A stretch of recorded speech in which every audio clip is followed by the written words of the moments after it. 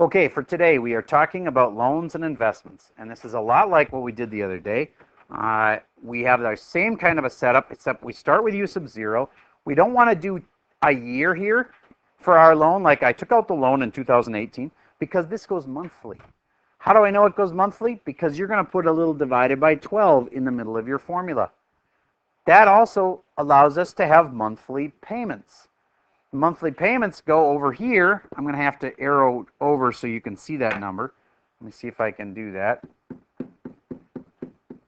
I've got 7% interest, annual interest, that's divided by 12 because I'm making monthly payments. And there we go. What's that minus 300 at the end? The what? A payment of 300. And it's paying off your loan. So that should make the loan shrink.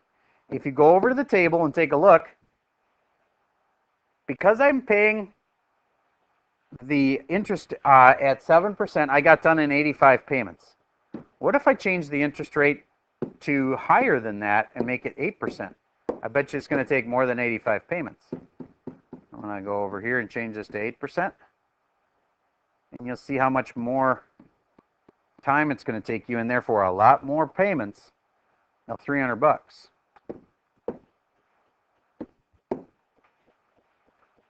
By this time, it's been quite a few years. It's been 7 years about, maybe 8. What is 84 divided by 12? Hold on a second here. All right. Yeah, it's 7 years, but at 7 years, it isn't paid off. Now we got to go a few extra payments. So think about it. We were done before right there. So how much does it really save you? Well, put it this way.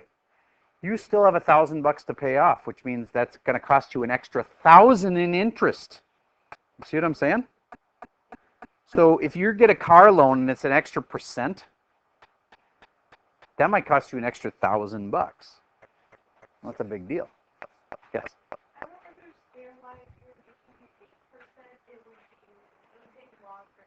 Because remember, that's not you earning money. That's the bank, you paying the bank interest, which means that you have to pay them even more money percentage-wise. Okay, let's keep it really simple. Let's say you borrowed $1,000 and you were going to pay it back and they had no interest. Well, then of course you'd just pay $1,000 and you'd be done. What if they charge you 10% interest? Then how much do you have to pay them back? Don't worry about monthly. Just if you were borrowed $1,000, you got to pay them 10%. You'd have to pay them back $1,000 plus 10%, which would be $1,100. Does that make sense to you? Okay. But what if I charged you 20% interest? There are credit cards that charge up to 25% interest. Okay, so let's say I charge you 20% interest. Do you have to pay me twice as much interest? So when that number goes up, you pay more because the bank makes more. All right, so what were the key elements here? Here's the key things. This 0.8, that is your interest rate, and they call it an annual rate. This divided by 12 is how often you're paying. There's only one instance that you don't pay monthly in the real world that I know of, and it is quarterly taxes. If any of your parents have a business, then that business doesn't pay taxes like a normal person. The business has to actually write checks every quarter, which is 4 times a year. You have to write checks to the government and say, here's my taxes, and you got to keep paying them 4 times a year.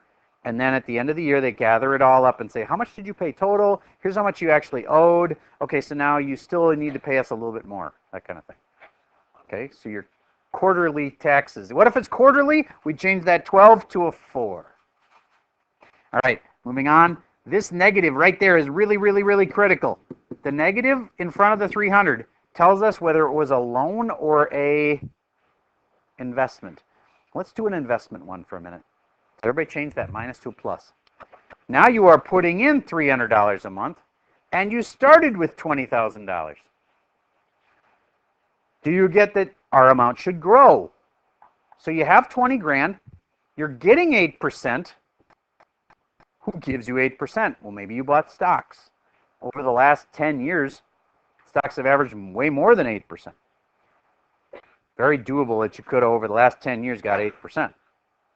Okay, Now, if you factor in that the stock market's gone down lately, you know you're not going to always get consistent 8%, but that's kind of a general rounded average number. All right, now I'm going to go to my table, and this is if you had invested $20,000 and gotten 8%, it's how much it would have grown to. Now remember, I have my table starting at like 84, which is like 7 years later. So my $7,000 would have grown to $65,000. Do you get why some people would choose to drive a smaller car, even though they could afford to buy the brand new big Hummer? They'd rather take the extra 20 grand and stick it in an investment and let it grow.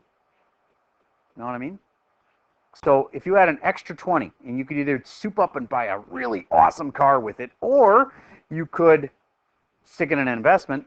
Look at this. After 90 months, I know it's a long time, but you're probably still going to be around. You got 73,000 bucks there that you wouldn't have had. All right. That's also because we were making it grow. We added to our investment. Each month we added 300 bucks to it. All right. These can be very powerful formulas. All right, let's actually look at our Schoology quiz so we can see what type of questions they ask us. And I think you already know how to answer them. I'll pause for a second while we find the Schoology quiz. Okay, so here's the first question of it. Number 1, I'm pausing for a second. All right, so did you get that this was a investment? Did you put I for investment for that first one? Because it was a plus right here. That was critical. Next thing. What's the principal? The principal is the amount you start with. It can be a loan or an investment, but it's the amount you start with. Where do you put the amount you start with? It's that very first line. That makes sense, doesn't it? That's what you start with. So $450. If you put a dollar sign, it's fine. You don't have to either. Save yourself some time. Don't put the dollar sign. Next, what's the deposit or payment amount? It's 50. If this had been a payment, it would have been a minus 50. Okay, but this one's a positive 50, so you don't need to put a plus 50. You could put, if it had been a payment against the loan, you would have put minus 50. All right, what's the annual interest rate? That's this part. Why is there no divided by 12? Because we're not doing it monthly. If we were doing it monthly, we would have had a divide by 12 right there. So that's the interest rate. And what is it? It's 3.9%. You can put a percent sign, but it's kind of waste of your time. Just put 3.9. It'll accept that. We can put in multiple answers, and I bet you the teacher probably allowed 3.9%, but it's better to just assume to not have units. So 3.9. What is the frequency, the number of times per year? That's where if this was divided by 12, we would have said 12. It's not divided by 12. It's not divided by anything. So it's like it's divided by 1. So there's just 1 per year. 1. Do you get why it's a 1 there? Because there wasn't any divide by 12. There's just a 1. All right. So I'm going to move on to number 2.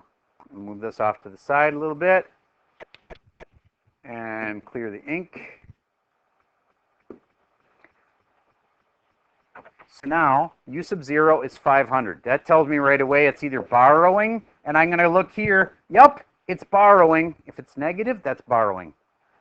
That's borrowing $500 of principal. That is a loan. So I'm going to put an L for loan. What is the principal? 500. What is the deposit or payment amount? Be careful. Negative 25. Notice it's subtracting 25 each month because we want our loan balance to go down. We want to get this thing paid off to 0, so we want it to go down by 25 each month. What's the annual interest rate? That's where the interest rate is. Oh, wait, if I put 0.04, no, 4%. 4. What is the frequency? How often are we making these payments? Normally it's monthly. This is a 4 times a year deal. That's called quarterly. Yes?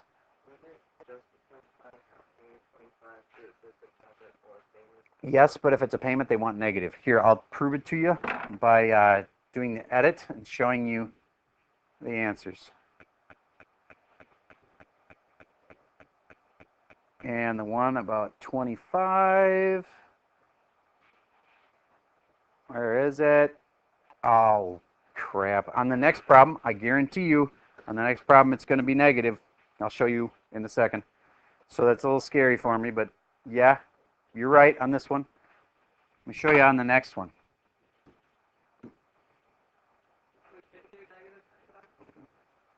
On this one, he was right. It was positive, and it doesn't make any sense because I'm going to show you on the next one. Come on.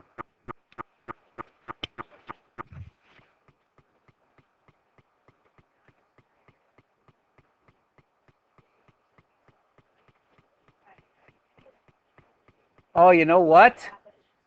They changed the Schoology quiz since I went in here last. Okay. Yes. Which is fine. But just it depends on the question. It depends on the way they ask the question. Okay. In this problem, in this case, what is the deposit? It's 25. How do you know whether to put the negative or not? What they did last time was they put in the negative into the problem, and then like, it was supposed to be negative 25 because there was already one in the problem. I know that's confusing. They've changed it. It's good now. You don't have to worry about the negative.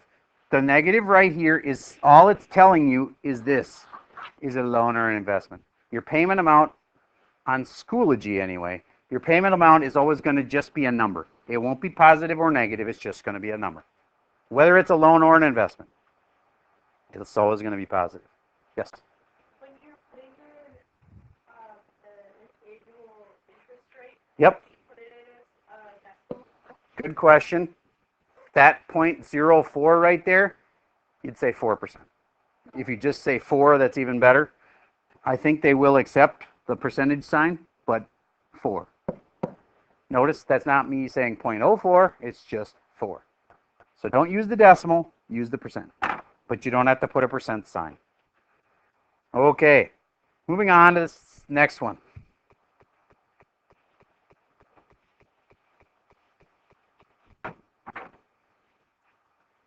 U sub 0 is, well, that's the starting amount. What did we start with? We borrowed 10,000.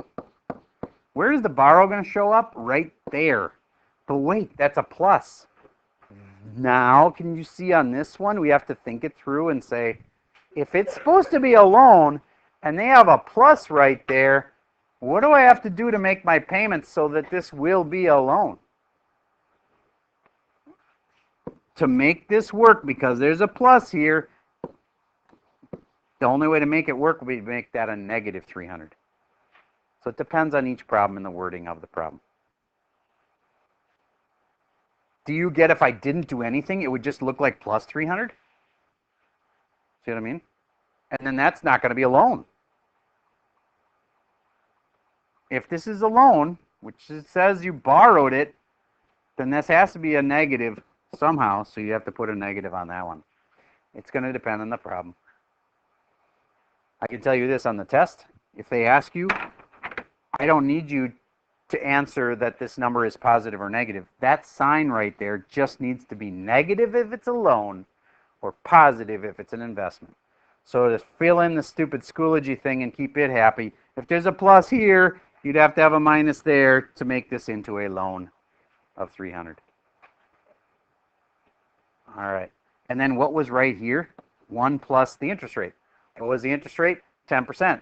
But compounded monthly. If you just put a 0.1 there, you lose. How do you do it 0.1 but compounded monthly? That's how you say monthly. You are correct. That's what goes in this blank right here. Is 0.1 divided by 12.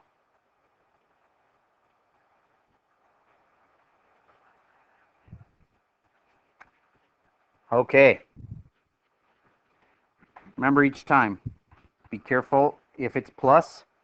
If you want this to be credit cards, by the way, when they say credit card, that is never an investment. If it's credit card, that means loan. That means this number has to be negative. Negative something. That's going to be your payment. Oh, negative 250. Goes right there. Okay, that's all I got for you for today. You are going to get your test back, but it'll be tomorrow.